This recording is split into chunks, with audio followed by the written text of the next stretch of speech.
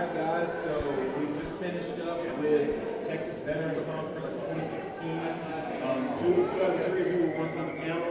We're just going to try to get a basic background from each and every one of you individually. Tell us a little bit about yourself. Hi, I'm Casey Wagenseller. I went by Wagon in the U.S. Navy, where I worked weapons and security. I also have a little bit of classical training, as well as training in technology and business.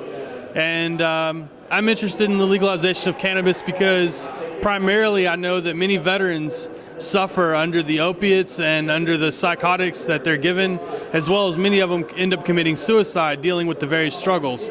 I would like to see that come to an end. I was raised with the mindset that we leave no man behind, and that's why I'm passionate about legalization.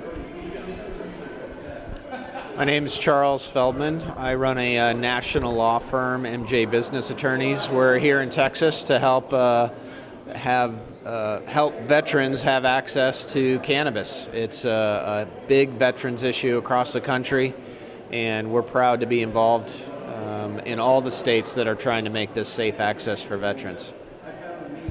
Hello, my name is Nisha Whiteley, and I'm the author of the book Chronic Relief, A Guide to Cannabis for the Terminally and Chronically Ill. I wrote the book after my mother's battle with lung cancer ended, and at the end of her life, she utilized cannabis to help her manage pain, nausea, vomiting, and just feel comfortable in her own skin. And we were really blown away by her experience, and I wanted others to learn more about the plant in hopes that they might get the relief from it that she did. All right, cool. So we heard a little background from you. Tell me specifically on the individual level, what brought you all to Texas Veterans Conference 2016? Do you want us to go the same order? Okay. So I'm here today because I believe firmly that education is the key to changing our cannabis laws. And when people understand how the plant works in their body, there's no reason to be fearful of it. And it's time that we dissolve the cloud of shame, secrecy, and controversy around the use of this legitimate medicine. My law firm has had the opportunity to work with clients all over the country on cannabis, watching laws get passed in various states. So we've been very interested in watching what's going on in Texas, being able to help Texas see some of the problems that other states have dealt with, how they've solved those problems, what they can do, what they cannot do. And so we're just glad to lend our support and help where we can and see the great state of Texas provide safe access to veterans and the rest of the population and community. The reason I'm here is just to network and grow my education and grow my passion, be armed with the right facts. I mean, I'm even standing next to a former DEA agent and a doctor who I've had the privilege of speaking with, and they've enlightened me even more regarding what fight we're up against and, you know, the different avenues that are going to be most beneficial for pushing forward a good comprehensive legislation in Texas. I also brought my wife along, whom I love. Thank you, Jennifer. And she will hopefully join this fight. So thank you very much. Okay, this will be the final question, and we'll start with you. What do you believe people need to be hearing that are activists that are looking at are kind of on the fence, or more or less, if you're a cannabis user that's not really sure if they care about the legalization and decriminalization of cannabis, if it matters or not, what would you say to them? I think the biggest thing that's probably stoked my fire is the idea of mass incarceration. 1 in 3 minorities are locked away for nonviolent drug or alcohol-related incidents, whereas whenever it comes to a Caucasian person, it's 1 in 23 or 1 in 22. It's somewhere around that neighborhood. I have served time in prison or jail for an alcohol-related offense, and so I've had a unique perspective in that regard. And I've also made many friends via the military and my neighborhood who were minorities that were locked away. And I think that they are being unjustly punished, and I think slavery lives. And I think that that's something that people should be very passionately angry about.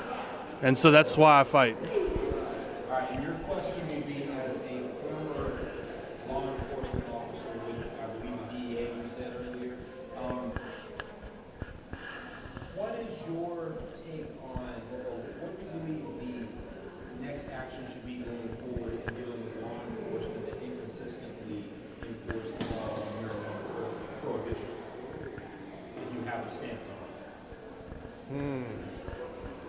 That's a good one.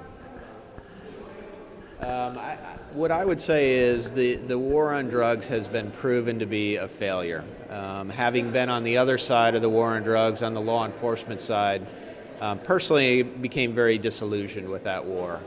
Was not a war that I wanted to spend my time on and commit to, and was a failed war.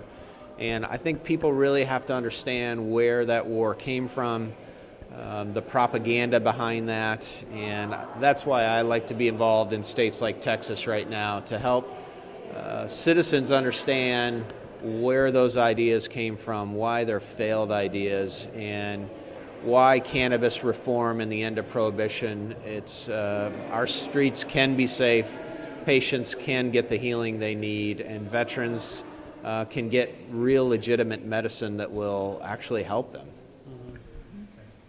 And for the final question, you wrote a book on the endocannabinoid system, which is, I believe it hasn't released yet, it's on its way out. What would you say to members of the government that may work in the, you know, the FDA or DEA or into the Health and Human Services Division of the government that don't believe there's any medical use to cannabis, or there's no connection between cannabis and the human body? For people who do not believe that cannabis is medicine or that it can benefit the human body, whether they be law enforcement, elected officials, or the FDA, regardless of who is a non-believer, I would say it's impossible to have read the science and still be a non-believer. So for anyone who is doubting, don't believe the propaganda.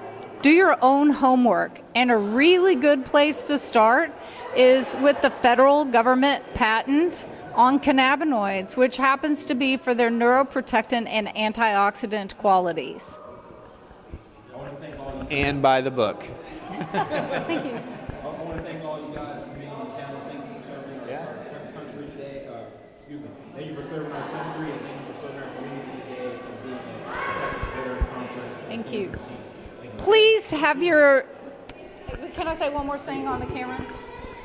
It's critical that all people who believe cannabis is medicine have the courage to email, go see, and call your elected officials. Elected officials are followers, and they need to know that the people who have elected them believe that cannabis is a safe medicine and that they won't lose their job over supporting cannabis legalization.